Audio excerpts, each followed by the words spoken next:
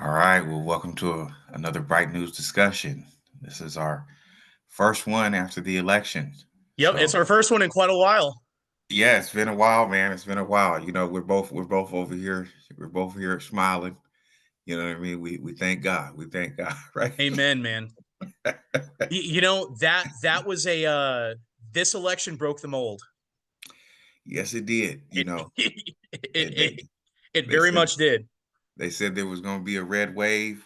We didn't know when it was coming, but it came, bro. It's here now. It's here now. It was delayed by the red wave was delayed by 2 years. Like 2 years. Like 2 years.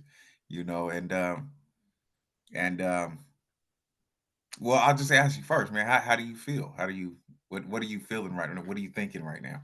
I'm thrilled, man. Yeah. The thing is, the thing I was concerned about the most in this election was if Kamala Harris won, that Mhm. it was going to be very, very difficult to turn the ship around. Right. With all the runaway inflation, pushing the country into pushing the country from the top down to all these insane green energy technologies, like trying to force solar and wind and all this other kind of stuff, just because some people on the left have this dogmatic obsession with those things. Hmm. And the thing is, when you actually dig into them, they're not really all that efficient. And especially with wind, when the windmill doesn't work anymore, these things are massive, and they what they have to do is they have to bury them in the ground, you know. Right. Right. um I do know one of the things that they've been able to do is they've been able to take some of the big windmill blades Hmm. and use them to build to they've been able to put them at the bottom of the ocean and grow coral reefs on them.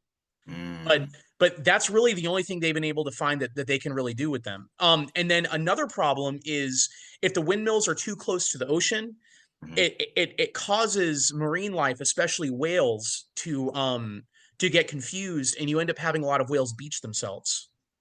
Wow. Yeah, Okay. so that's a big issue on the coast of California and on the coast of Massachusetts. There was a documentary that came out about a year and a half ago about it. I think that journalist Michael Schellenberger was involved in that somehow. Um, Hmm. but those are just a few examples, Yeah. of things, and then obviously, like the overreach from the Department of Education trying to push a lot of the trans stuff around the country, Hmm. the government censorship that the Biden administration was heavily involved in. Mark Zuckerberg, when he was on Joe Rogan, Hmm. admitted that, what, back in, was it 2021 or 2022, that the Biden administration was really what was pressuring Facebook with kind of the veiled threat of legal action, Yeah. to censor their platform. Yeah. And as a result of that, I think anybody who uses Facebook on a regular basis, I think people realize that Facebook is pretty close to being dead now because of that. Yeah. I mean, hey, that just, you know, when you censor people and you try to, you know, give give information that's biased, that's what happens. People start to sort of be what do they call it, disillusioned Yep. by the fact that, oh, well, they're thinking, well, maybe this thing is not really working as well. You know I listen a lot, well, I used to, I mean, I guess I still do. It's the only radio station that actually works, 88.5, which is NPR. Hmm. And I would mostly keep it on, uh, just for the ride. You know what I mean? Yeah. But every now and then I would catch things that they say, and I'm like, this is just totally. You can tell this is totally biased. Like, you can tell this is totally biased, censored information that they're giving out. And I think this is just another. They're trying to come. You got NPR, you got CNN, you got MSNBC. You know, trying to come up with ways to understand what happened. right? Mhm. And my thing is that, well, maybe if you would have listened to even some of the moderate people that were on your that were on your station talking to you, you might have been able to get a little glimpse of what this country really feels. You know, um, what's that dude's name? Zach Galifianakis. We had talked about Mm. a couple Mhm. of months ago. Said that that whole thing of using the elite and using celebrities as a way to gain, um, you know, a vote from regular people is not going to really fly so well. He was saying, like, especially where I come from, because I think he's from one of the Carolinas, So he's like, my thinking is, I think some people had what is it, like, had a feeling or you know permission or whatever, that maybe this time people really are just, they've really been, they're tired and they're disillusioned by the entertainment industry, the economy being so, just being just bad. You know what I mean? Just bad Yeah. policies. We're involved in conflicts all over the world. And we're fomenting them all over the world too. We're fermenting them all over the world. Um, the border crisis, what I'm saying, there was a real issue. The fentanyl crisis, was a real issue, is a real issue still, you know what I'm Yeah. saying? It's not like, we're past all of that. These are things that, have to be dealt with. And tired of the broken families, Yep. you know. Um, but then immediately you saw this shift on the left where it went straight to, oh well, they're racist, they're misogynist, um, they've and then for the minorities, all those who voted for Trump have turned their backs on their own kind, Yeah. things like that, right? And um, and there's one thing that me and you were talking about, because I kept bringing this up a lot. I said that it was worrying me, and that was the dude, Alan Lichtman, Mhm. historian who was predicting stuff, right?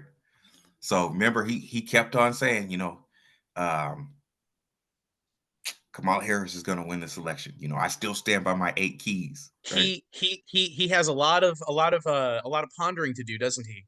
Well, that's what he Yeah. said. He said,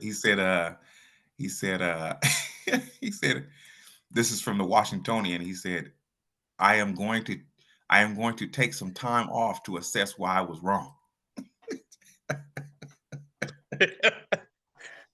I'm like, yeah, I think you need to do that. You know what I'm saying? I think you need to do that. And there's no, hey, we all make mistakes. We all could be wrong with our predictions. You know what I mean? But Yeah. I don't think he, I don't think he thought this one was going to be a. Well, the thing is, if somebody comes out and says, this is my prediction, Mhm, but if they're kind of humble about it, and they kind of leave it open ended, and they say, look, I could be wrong, and I'm giving my prediction like a 50-50 shot of being correct, or I'm giving it like a 60-40 shot of being correct or something. But mhm, they leave the door open to saying, yes, it is possible that I'm wrong.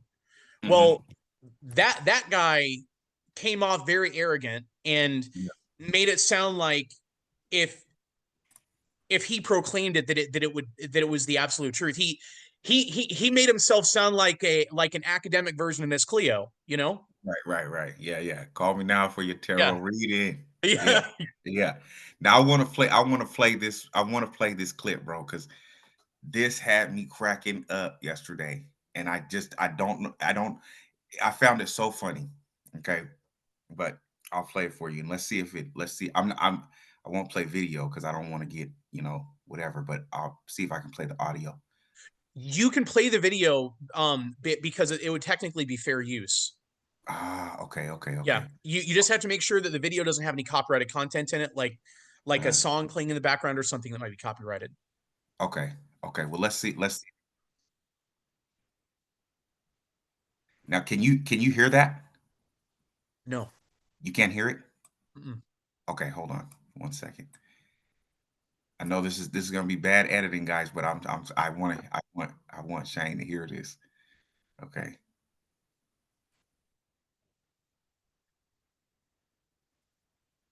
Can you hear it? Mm-mm. You can't hear it? Okay. Okay. How do you Do make it you to do it? you do you want to send it to me? Yeah, let me see if I can. Yeah, send it to me over Messenger, Okay. and then I'll watch it. Okay. Now, while you're sending that, I've got something to say. I Okay. think that we've heard the word golden age used a Mhm, lot since mhm, I think didn't Donald Trump used it the other night whenever mhm, whenever he in his acceptance speech and I've heard the word uh I've heard dark age or I've heard golden age thrown around a lot. I've also heard dark age thrown around a lot by people on the left. But mhm, um people use the phrase golden age a lot, but mhm, I don't think they really realize the origin of it. And it's something that golden age is a phrase I used to use whenever I was growing up. mhm. um but I really didn't really know what the origin was until I started really getting into Plato. you Right. know the philosopher, not the uh clay kind of stuff, Yeah. yeah, Yeah. not the moldable clay, but Yeah. the old Greek philosopher. And what Plato would say, so what he would define a golden age as, he would define it as a period when everyone in the society, Mhm, the leadership class, all the way down to the lowliest slave, that they all believed this, that they all authentically believed the same myth. mhm, mhm, mhm, So I think it's interesting when people are saying that they want for this to be the dawn of a new golden age. mhm, Really what they're saying, without realizing what that they're saying it, is they want for us to get into a time where our leaders believe the same myth that we believe. mm. That That's a good. Okay. because the Mhm, thing is, we're living in a time right now where we can tell that that our leaders just view us, the working class down here on the bottom, as just useful little idiots. mhm. They just view us as a bunch of mindless sloths Right. that are just a bunch of useless eaters. Yeah. They want to use us whenever they need us, like as a tax base, or if they want to go to war, they'll try to draft us to go and fight their war, or whatever. They'll use us for as unwitting guinea pigs Mhm, in social experiments and stuff that they conduct. mhm, um, mhm. but that's a sign, though, that they don't buy into the myth. And Right. in America, the myth is the gospel, you know? Right. Right. Right. And what they want is a society where we all believe the gospel and follow the Mhm, gospel and live moral lives, mhm, but they want a world where they're liberated from it. mhm, So mhm. you notice Hollywood does not operate within the moral constraints of the gospel, right? Right. The people up in DC who are perpetuating, like, the Ethiopian civil war, the war against the Houthis. They're trying to keep this thing in Israel going. They want war with Mhm, Iran. They want this war mhm, in Ukraine to keep on going. mhm. They they they're they don't care about human life. They don't Right. care about the dignity of the person, right? Right. Right. So the thing that whenever those of us down here at the bottom end of the totem pole, whenever we're saying we want a golden age, what we're saying is we want for them to operate within the same moral framework, and to believe the same, and to believe the same reality that we believe, and to Mhm, operate within the same moral and ethical constraints that we willingly operate within, mhm, if that makes mhm. sense. No, it because does cur- make sense. because Yeah. currently they don't. Right. Yeah. Yeah. Yeah. And also, it creates. I think it creates a certain level of resentment and Bingo. animosity, Yep. right? Because you see and then you start having all these sort of existential questions, right? Like, why do people that are sort of, I don't want to call them degenerate, but you know who are degenerate, That may or be the most apt word to describe them. you know what I mean?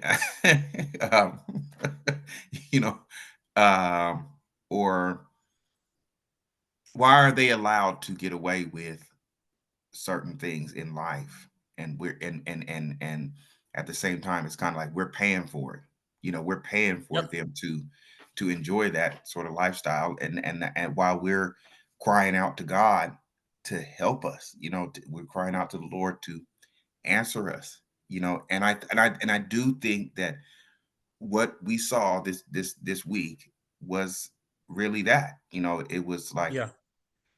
it was a it was a meeting of the minds, I think, amongst working class people, regardless of what racial background you come from, right?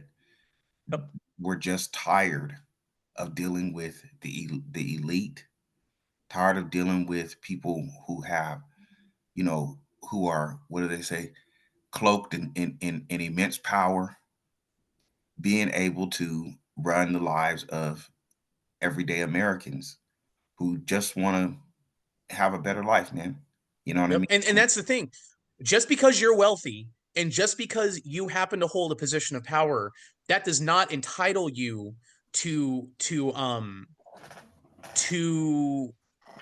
to just command those of us that are at that happen to be part of the working class or the bottom end of the totem pole. That doesn't Mhm. give them a right to just order us around and to soak the wealth away from us, Yeah. and to try to treat us like we're a bunch of guinea pigs living inside of their cage. Yeah.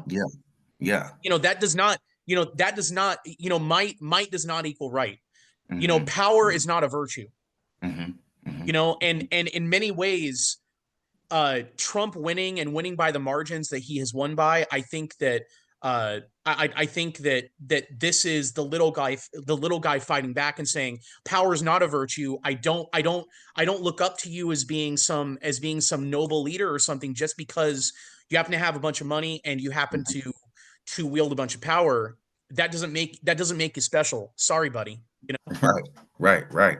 Yeah. Yeah. And then I'm gonna try and see. Okay, so I sent you the video. Can See you if can you send it to Messenger? to this chat on the Zoom. To Facebook. Okay. Okay. I'll Yeah, sit. Okay. yeah, because I've got my other laptop over here. Okay. Yeah, yeah, it's and at the end of the day, Oh, I think. I sent it to you on there. Oh, The okay. the the one with the about Nate Silver. I just want to play that on here so that people can hear it because Oh, this okay. this was funny to me. This was a couple years back. Okay. Well, you know what? Maybe whenever this gets edited, you could have the editor added in. Okay, okay, I'll do that. Yeah, that Yeah. sounds like a good idea. Okay. So yeah, yeah, you know, so back to the whole thing of like, the whole racial demographics and everything. You Mhm. know, you come from Hispanic background, right? Half Spanish, half Irish. Half Spanish, half Irish. An So, explosive combo, man. Very man, very explosive. you know, so what do you think the sort of catalyst was for so many Hispanic Americans wanting to vote for Trump, right? Because I mean, just think about this: like for months now, we've been talking about the border and the border crisis and everything, right? And I think it could be said, and I don't know. I'm just using this as an example that maybe it could be said that the left, the Democratic Party, thought that most Hispanic Americans would vote Democrat because they have sympathies towards, immigration, Mhm. and that actually turned out to not be true. So what? Well, Yeah. I think I think the neoliberal establishment and the neoconservative establishment too, the Mhm, establishment of both parties. mhm, Um, I think a fundamental assumption that they make um, about immigrants and about people that are in poverty is that the only thing they understand is chaos, and mhm, that they don't want rules, and mhm. that they view rules as being as being a bad thing, and Mhm. that basically that poor people want to live that poor people want to live in a world that doesn't have any rules. You know, Okay. like Mhm, look at what they say about voter ID, for instance. mhm, mhm. What they say is that the polling place ought to just be this little bastion of anarchy, you Right. know, where anybody can just show up and say, hey, I'm so and so and I'm here to vote, you know, Mhm, and you don't have to and you don't have to verify who you are. mhm, And what they're saying is that, you know, their claim would be that it's racist to try to say that somebody should, or that it's racist or it discriminates against poor people because poor people and minorities can't figure out how to get a hold of an ID. Now, mhm, now mhm. that's a racist and an anti poor person assumption that they Yeah. make. Yeah. You know the thing is, I grew up poor, and Mhm, both of my parents had driver's licenses. mhm, mhm, You know, I mhm. mean, Yeah. they they had to. You know, I Yeah, mean, yeah, that's just the way yeah, it was. You yeah. know, and the thing, and you know, the simple fact is that the simple fact that they don't understand is that what poor people are not against rules, and Right, immigrants are not against rules. right, What they want what they want are rules that are easy to understand. right, You know, they they want rules that are consistent. They don't want rules that are chaotic and inconsistent, and where there's a bunch of gray areas here and there. They want things that are simple to understand in black and white, right, but they want rules because they don't want to live in chaos. right, You know, right. You might say that's the reason why they came here to begin with, right? exactly. Especially in Yep. terms of like Cuban The Americans, you know? Cubans, the Venezuelans, Yeah. the people from El Salvador and from Guatemala and all these places, Right. they left their home countries because their home countries were disasters and were falling apart. Now Mhm. part of that has to do with American foreign policy, and we don't need to go there.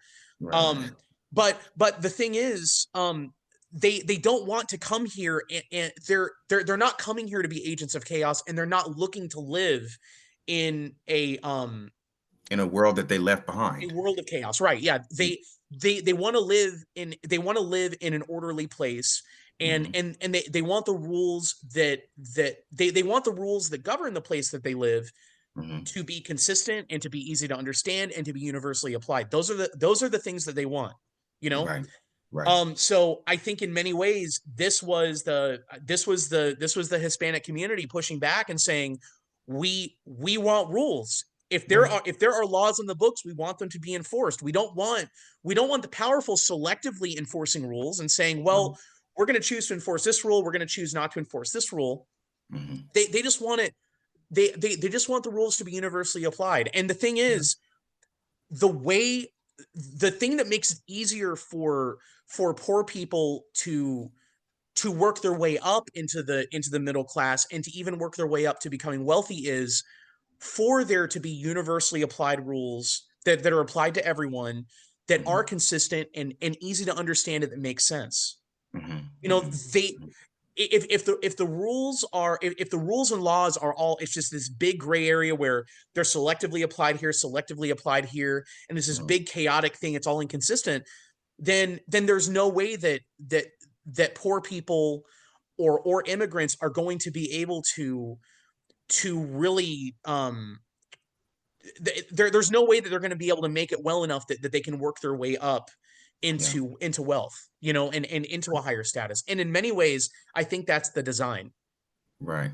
Right, right, right. You know, Yeah. because the powerful want to keep a permanent underclass, Mhm, mhm. you know, that they can perpetually exploit and manipulate and basically pay them nothing, you know.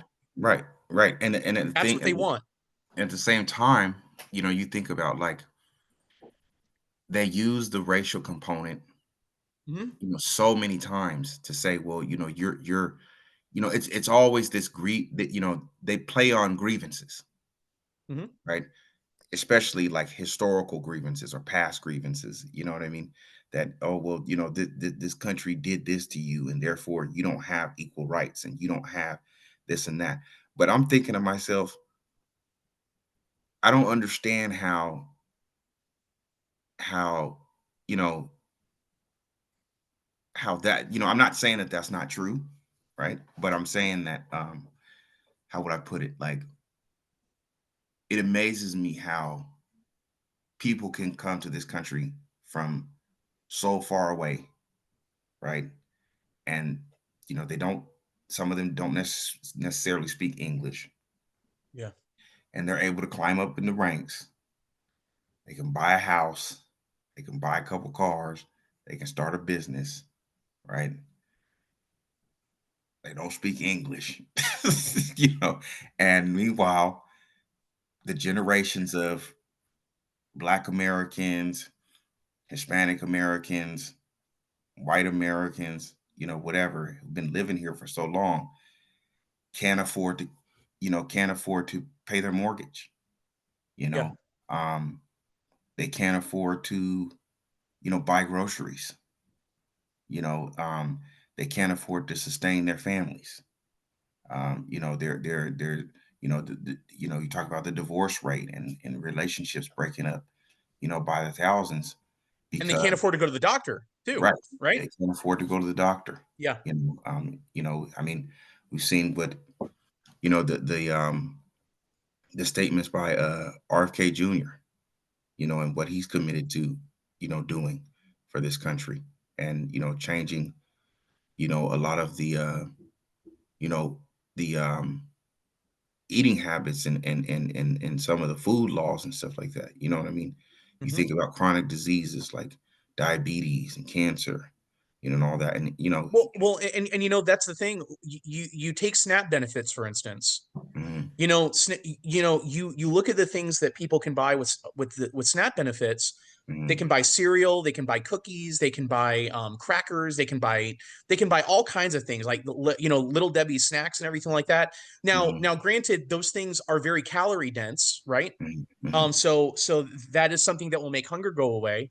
mhm, But the thing is, what ends up happening is, you know, people that are on Snap, what they'll do is, they're, it's not like people on Snap are getting a whole boatload of money or anything. Yeah, mhm, they're not getting much. Yeah, mhm, so they have to make what they get. They have to stretch it as far as they can. mhm, So that's going to incentivize them not to buy meat. It's going to incentivize them not to buy fresh produce. It's going to right, incentivize them not to buy dairy. What they're going to do is they're going to shop, rather than shopping on the perimeter of the grocery store, they're going to shop in the center aisles where it's a lot of processed food, like Kraft macaroni and cheese is dirt cheap, ramen noodles, mhm, and all that kind of stuff. And those right, things are not healthy for the long term, yeah, yeah, yeah, and I mean, and that's diabetes city, right, I mean, that's right, so the thing is with SNAP benefits, I kind of think as a country, you know, we'd be much better off, as a country when we don't have people that need the SNAP benefits. But until we can get to that point, I think we'd be much better off limiting the number of things that people can buy on SNAP, mhm, and increasing the amount of money mhm, that they get, so that they can afford to buy meat, dairy, fresh produce, and stuff like that. And this is the thing: when more of those items are being sold at the grocery store, when more pounds of chicken, pork, beef, fish, are being sold from the meat department of the grocery store, when more pounds of bagged salads and fresh potatoes and sweet potatoes and all that kind of stuff are being sold in the produce department, when more milk and cheese and not like the Kraft singles, but like higher quality cheese is being sold. What that means is that sends a signal to the people that produce those items that they need to expand their production to produce more. mhm, So over time, what that will do is that will drive down the cost of meat per pound. That'll drive down the cost of the fresh produce per pound. That'll mhm, drive down the cost of the dairy per pound.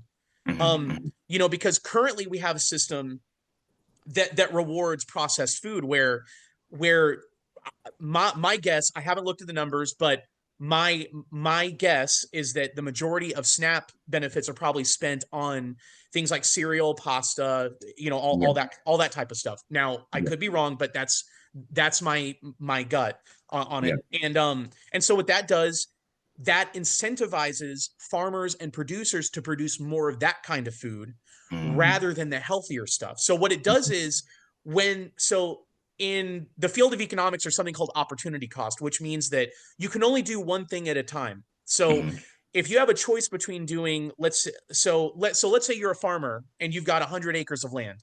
Mhm. Okay, so you have a choice regarding that 100 acres. You could raise cows on that 100 acres. You could raise Mhm. chickens on that 100 acres. You could grow soybeans, corn, wheat on that 100 acres, or you Mhm. could grow a mixture of different things. Yeah. Now, the thing is, if if SNAP benefits are causing Americans to be incentivized to purchase more processed foods than they otherwise would, like reconstituted soybeans, corn, wheat, and all that kind of stuff, that's Mhm. going to incentivize the farmers to go in that direction of producing those things rather than allocating some acreage to a dairy, Mhm. toward dairy cows, or raising chickens, raising pigs, raising cows and things. But if the SNAP benefits were oriented toward healthy food, what that would do is it would make it would incentivize the farmers and the Yeah. agriculture producers Yeah. to choose to produce healthier foods rather Right. than unhealthy foods, Right. Right. It's right? almost like a unconscious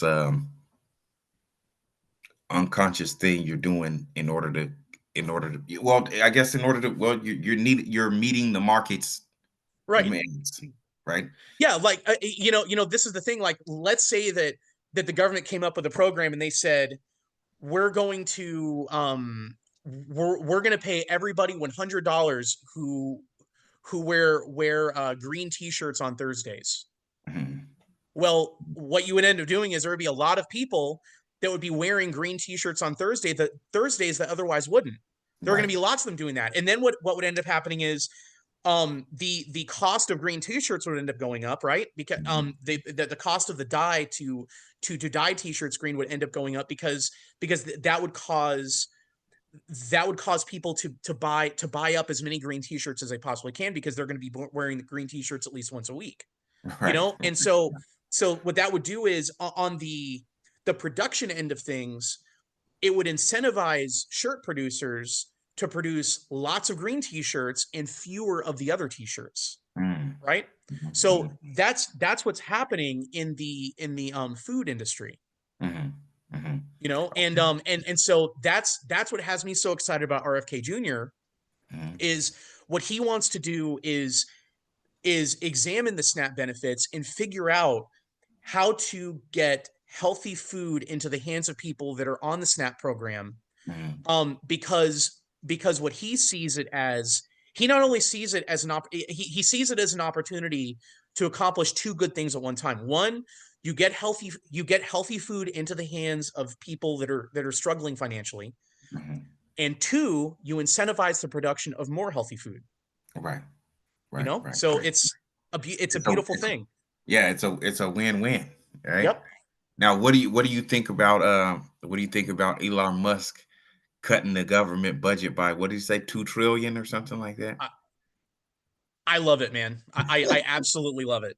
You What you would know, that yeah, what would that spell for the United States as far as Americans? What would that would that put more money into like what would it do? Put more money into manufacturing, put more money into Americans' pockets in general? well, you Um, see, the thing is, that is something that would be too that would that we would determine at the time, right? So mhm, let's say it did free up $2 trillion, for instance. mhm, Um, the government would decide, okay, so are we going to take that money and put it into subsidizing, like, for instance, maybe subsidizing, bringing the antibiotic pharmaceutical factories here. You know, Okay. bringing them back to America from Mhm, India and China, for instance. mhm, You mhm, know, mhm. also maybe they might decide, okay, we're gonna put this, we're gonna allocate some money toward mass transit. You Right. know, So to make infrastructure. it, yeah, to make Yeah. it cheaper to get around, like my state, Florida, for instance, Right. to make it easier to get from one major city to the other, so that you don't have to use the interstate. Yeah. You know, so and but most of all, take that money and try to put it back into the hands of the people. You Right. know, that's what I would want to do. So Is so is you're yeah. So you're saying that this is is look at it and try to figure out, how do you put that money into the hands of, how do you take that money and put it back into the hands of people, mhm, and how do you take that money and use it to incentivize, you know, there was something I remember Barack Obama saying that I always really, that I liked. I'm not a Barack Obama fan, but mhm, one of the things that he said that I did really like was, um he said he said something to the effect of, um we're not looking to have people pull themselves up by their own bootstraps. What we're mhm, looking to do is to give people a hand up. mhm, mhm, You know, mhm, and the thing is, that didn't happen in the mhm, Obama administration, but mhm. I do think that is what policymakers need to be thinking about, is, at the very least, how do we make it so that the path of least resistance for people that are struggling financially, not to struggle financially anymore. Right. Yeah. Now Mhm. that's something that people that are a lot smarter than you and I would have to figure out. Yeah. But Yeah. you know, like, I'm not really into yeah, civic planning, bro. no, no, You know, but you know, the thing is, it'd be an you know, interesting job. yeah, but you know, the thing is, you could, you know, maybe you could take the money, like something that Donald Trump had kind of hinted at, Mhm, is, you know, you use the extra money to eliminate the income tax mhm, for people that earn below a certain amount. Like, let's say people that earn below $100,000 a year, or mhm, let's say the first $100,000 of income, you don't pay any income tax on whatsoever. mhm, mhm, You know, mhm. I mean, that would be such an incredible hand up Yeah. for people. Not only that, you know, not only the fact that they wouldn't owe money Mhm. to the government, but they also wouldn't have to they also wouldn't have to worry about being audited by the IRS. Man. And that would be one less burden for them. Mm, And then when they don't have that burden on their back, then they'll be liberated to really concentrate on, okay, well, you know, they can use the extra time that they have, and the and their unburdened mind mhm. to sit back and think about, okay, so what can I do? You know, Yeah. okay, Yeah. so I've got this extra money here. What can I Yeah. do with it? And at Yeah. the end of the day, they're going to know, they're going to have a better idea of what to do with their money than I will, you will, or the government will, you know? Yeah. And I hope that with this administration, they really do encourage all states to be pro, what do they call it? School choice. Yes. You know, Oh, like where totally. you want your kid to go to school, you know what I mean? And not have to be forced into going to public school because you can't afford to send your kid to a, say a Catholic school or something like that, which I think they, for me, it has always been my, suspicion that they a lot of liberal states and stuff like that, like the one I live in, suppress the ability for families to do that because they want them to go to these public schools for the means of indoctrination. Yep. And my thing is, you know, when my grandparents were growing up, here, there was a lot of charitable work done by, the nuns and stuff like that, where they would, get the kids into the Catholic school, and so that even if they weren't born and raised Catholic, they Hmm. just, because it just wasn't, it wasn't as, as expensive as it is now. You know what I mean? Like Yeah. you can't send your kids to a private school because they make it to where they say, well, the government is not going to fund that. The state is not going to fund your kid going to, you know, an elite private school, so you can be one, or whatever, and then my thing is like, where's your kid going to school? Yeah. What school is your kid attending?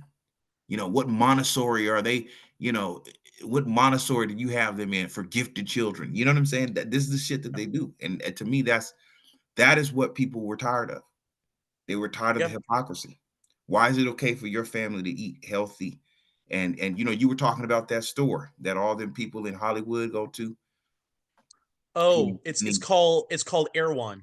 Yeah, Erewhon. You know what and I and mean? and it's the most expensive grocery, or to my knowledge, it's the most expensive grocery store in the country. Like they have like a chicken salad, for instance, that you get like it's like a little, I don't know, maybe like a half pound or a pound of it, and it's like $60. It's insane. Yeah, and I mean, and there's nothing different about it than regular chicken salad. It's got mayonnaise and celery and chicken and probably carrots or whatever. Right, As far as chicken salad goes, I'm already out because I can't stand mayonnaise. right, right, But right. but But see, the thing is that them salads probably don't have the kind of preservatives. You talk about seed oils. You talk mm, about all kind of all these unhealthy ingredients. See, but they can or appeal. maybe it does, and their customer base are just a bunch of suckers out in Hollywood. Yeah, that could be true too. You know? But I'm trying to give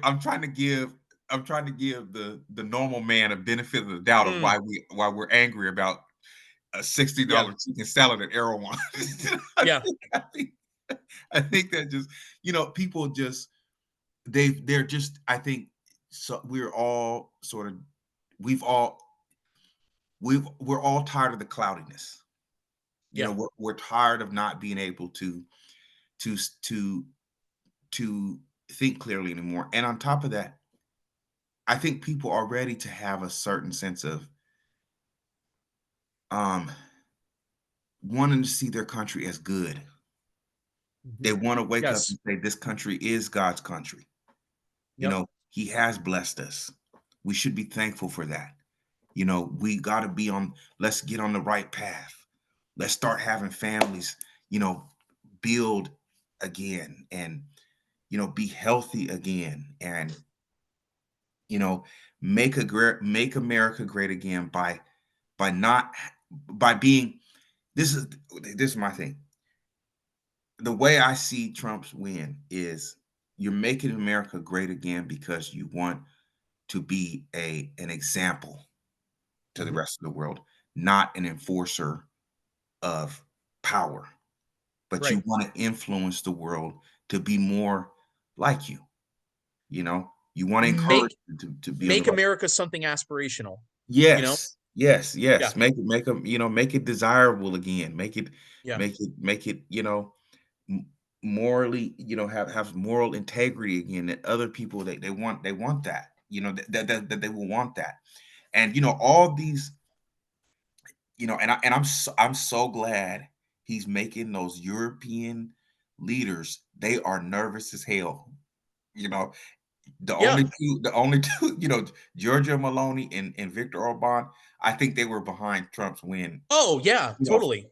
all the way. You know what I mean? But that lady in the EU, that Van Layden lady, Oh, yeah, that German woman, yeah, oh, her I know she is probably she's probably scared as shit, bro. I'm pretty. Oh, yeah, Ursula van der Leyen, right? Yeah, Van der Line. Yeah, I think she's Yeah. Dutch or something like that, right? Well, So there's no doubt in my mind that she's probably got Nazis in her family tree somewhere. There's no doubt in my mind, man. I don't know, bro. But hey, my thing is that you know I feel like now people will understand that, like, yes, Americans are tired of these coastal elites. Yeah. You know what I mean? We're tired of these coastal elites. We're tired of people like Joy Reid lying on CNN, Yep. constantly race baiting people. That damn bald-headed black dude with the glasses. What's his name? Van Jones? Van Jones. Yeah. You know, talking, telling black men you need some mama love. We're tired of hearing Obama say things to black men, always being condescending towards us. Mhm. That wasn't the first time he did it. Yeah. You know, that was not the first time he did it, saying, "Oh, well, the way I think of it is that black men don't want to support the women." You even had pastors and preachers talking that mess to black people. If you don't support, Kamala, you don't support women, and blah blah blah. And I'm like, I want, bro. I was thinking to myself, if I could get online with these people, I don't care if they're a preacher or not. I would tell them, shut your asses up, okay? Yeah. Because you guys got on that train because you thought you were gonna benefit. You thought you were gonna benefit from voting for her, and I could imagine that most of the people probably in their congregations voted for Trump. They just didn't say nothing. Yeah. You see what I'm saying? Because everybody can see this shit is a sham. It was all a sham, bro. Them preachers that were talking all that, you know what I'm saying? It's support, Kamala and all these they tried to use the whole thing about the comedian who said what he said about Puerto Rico, and the Puerto Mhm. Ricans still voted for Trump. Yeah. And this is the thing is that comedian. I forget what his name is. I forget what his name I is, don't know. Yeah. but he's well known for being over the top. Yeah, yeah, he's a shit With talker, his man. jokes. Yeah, Yeah. yeah. Now, apparently though, apparently apparently AOC has gone to multiple shows of his. Mm, okay. Like in the past few years, like she's actually tweeted about it, and Yeah. she said something like that people from the Bronx don't get offended the way that people the way that people who don't live in the Bronx get offended. Uh, And okay. she's proud that she went to his shows because I think he's either from the Bronx or from one of the boroughs up in New York City. And Yeah. I mean, and the thing is, one of the people that was the most offended by what he said was AOC. Right. Right. And what is she? She's Puerto Rican, right? Or Yeah. yeah, something like Well, that. and this is the thing is, people like her, they have no problem calling a poor person who's voting for Donald Trump a fascist. Right. They Right. have no problem. They have no problem attacking those people and calling them a fascist. They don't have any. Mhm. There's not one moral qualm that they have about that. Mhm. You know. Mhm. But Mhm. then when you have a comedian who's making a hyperbolic joke, Mhm. they just can't handle it. Mhm. Mhm. And it's Mhm. just it's two different standards. Yeah. Yeah. And the thing is that even if it's hyperbolic, or even has some truth to it, the thing is you have to ask yourself, why did it get that way? Yeah, Who was that under? You yeah. understand what I'm saying? And so that's my thing. It's like I think everybody can see through all that. It's like no, we are living, it's like, you know, we are living in a country that needs restructuring. It needs, Badly, yeah, very you know what I'm badly. saying? And so, I think people, even when they voted for Biden, what they wanted was they thought that we were going to go back to a sense of political rhetoric, where it was like, the administration is just going to say good things to make us feel good. We can continue to be distracted by being on social media and on our phones all day, and whatever. And I think they didn't realize, like, people are tired of being disillusioned. They're tired of being distracted by what's really going on in their country.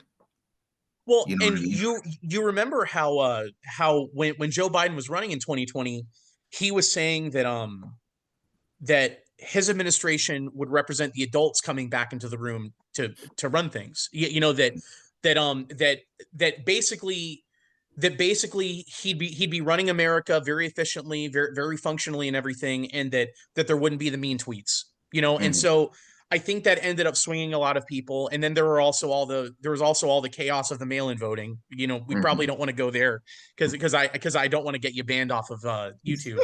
Yeah. But Thank you. but but I mean, but you know, it's really interesting because in fact a guy on CNN brought this up Mhm, yesterday. I think that mhm, it's really interesting because Joe Biden's approval I guess approval rate is what it's mhm, called.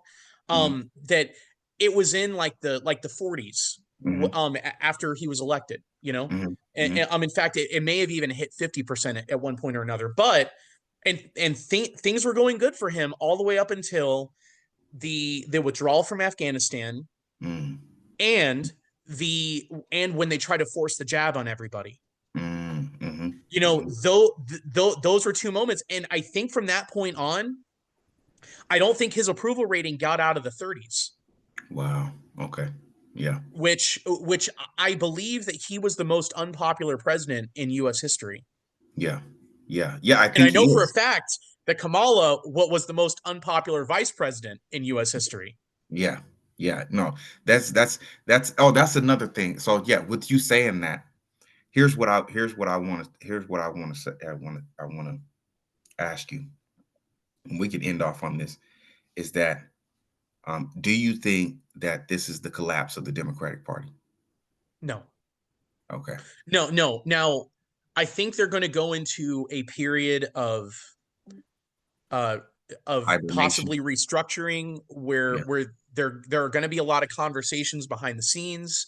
Mhm, Um, because really, ultimately, and this is my opinion. I could be wrong. You know, I'm mhm. going to say that unlike that Lickman guy, you know, or Lippman or whatever his name is.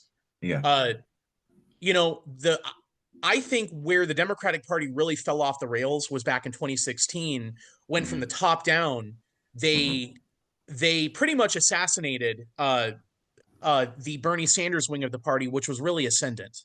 mhm, You know, mhm, they decided to embrace neoliberalism and to boot out Bernie Sanders and any Bernie Sanders adjacent people from the leadership of the party because the leadership of the party decided it's going to be Hillary, you know? mhm, mhm, And ever since then, the leadership of the party, they've made it crystal clear that they're open to almost anybody, but just not Bernie Sanders, because Bernie Sanders represented a left wing populist movement. mhm, You know, this is the thing, and you can go back and fact check me on this. Uh, you know, Bernie Sanders has always been in favor of of tamp of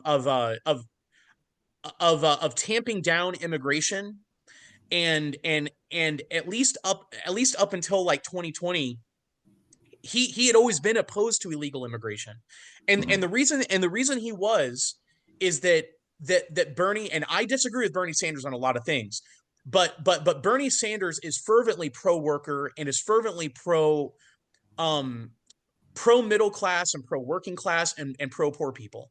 mhm, And the thing that Bernie Sanders has correctly argued is that when you have illegals pouring into the country, they're coming from places where they're coming from poverty that Americans can't even fathom. mhm, So they don't need a car. They mhm, they don't need a working air conditioner. mhm, They don't need a stove. They mhm. you know they can live without a refrigerator. There are a lot of things that Americans can't live without that they can live without. Right. So because and they're also willing to pile into a house like 20 or 25 people into a house. Right. And so they're willing to work for almost nothing. And what that ends up doing, this is what Bernie Sanders would argue, which I agree with, Mhm, is they're willing to come here and work for such low wages and salaries that what mhm. they do is they bring down the starting wages and salaries for unskilled workers. And Right. what that does is it makes it more difficult for people in poverty, for Americans in poverty, for American citizens in poverty to work their way out. Mhm, You mhm, know, so mhm, so the thing is, uh, Bernie Sanders, he's had to kind of tamp that down just because. the Democratic Party is so pro illegal immigration. Mhm. Um, you know, so just to kind of wrap things up and put a bow on it, Mhm. uh, you know, they suppressed the Bernie Sanders movement in 2016, and Mhm. I think that was the movement, that was the left wing populist movement that was parallel to the right wing populist movement that Donald Trump represented. Mm. Now, Okay. the Republican Party didn't veto and assassinate the right wing populist movement that ascended the party and really took it over. Mhm. And if the leadership of the Democratic Party had done what the leadership of the Republican Party did, which was they allowed it to happen, they didn't. And remember, the Republican leadership, they did not like the populist movement that Donald Trump represented. They hated him. Right. You know, Right. Yeah. Yep. very very similar to the Democratic establishment, but the Democratic establishment, they were able to annihilate the Bernie movement. And Mhm. this is something to put it in your pipe and smoke is, think about people like Joe Rogan Mhm. was a serious Bernie Sanders supporter. Yeah. If Mhm. So think about this: if Bernie Sanders, there's been this big conversation happening in corporate and legacy media, Mhm. saying we need our own Joe Rogan, we need our own podcasting infrastructure, we need our own, this and this. In fact, Mhm. Van Jones was saying that the other day on CNN. Well, remember, they had Joe Rogan. Right. Joe Rogan was left wing, and Right. Joe Rogan was a Bernie bro. You Yeah. know, Yeah. and they ran Bernie Sanders out of the party, and in running him out of the party, they ran out people like Joe Rogan, people like Tulsi Gabbard. They Mhm. ran a lot of those people out, Mhm. and they don't entirely agree with the Republican Party. There are a lot of things they don't agree on. A lot of them are Mhm. pro-choice. A lot, but the thing is, the Republican Party said we have room under our tent for you, Right. and Right. the Democrats said get out, Right. get out, get out, get out, and they Right. got out. Right. Right. But what sort of restructuring are they going to do? Oh, I mean, it seems to so me that they're going to have to go into hibernation for So a while. so this is the thing. So the Democrats, I think there are two possible pathways ahead of them. Mhm. One is they're going to admit mea culpa, and Mhm. and and they're going to say we royally screwed up in 2016. What we need to do is we need to build a new party infrastructure that incorporates the progressive the Bernie Sanders movement, that puts workers first. You Mhm. know, Mhm. and they need to admit that they made a mistake. Yes. Now, I think that's the least likely option. I Mhm. think that's the least likely path that the Democrats are going to take. I think the most likely path they're going to take is they're going to say that America is that the Americans that voted for Donald Trump, they've embraced fascism. They're a bunch of racists. And that the party leadership are not the ones with the problem. It's the voters that have the problem. And and, Okay. and the thing is, it's just going to dig their hole even deeper. But at some point, they're going to have to look themselves in the mirror and say Maya Copa. Yeah, Mhm. they're going to have to say we screwed the pooch, Mhm. and we have to make things right. And for them, the pathway forward is to embrace pro worker populism, which is what the Republicans have done. Yeah. You know, Yeah. Yeah. Okay. yeah, All right, man. Well, hey, we had some good analysis. We're gonna have to we have to pick this up again soon. Maybe after Labor Day, we can. we will. Yeah, we can talk, man. All right, bro. Well, it's good to talk to you, man. After the election, I mean, hey, Yeah, you know, this this was quite an election, and I think it shocked a lot of us. oh man, I went to bed and woke up, and I was like, wow, hey, all right, Yeah. let's keep it moving. I took a walk, and You a probably skip. saw a lot of depressed people outside. Oh man, they'll get over it. They'll get over it. You know what I'm saying? Don't throw your temper tantrum Yep. and let's keep it moving. All right, brother. Until next time, man. All right, Shannon, peace. All right, ciao.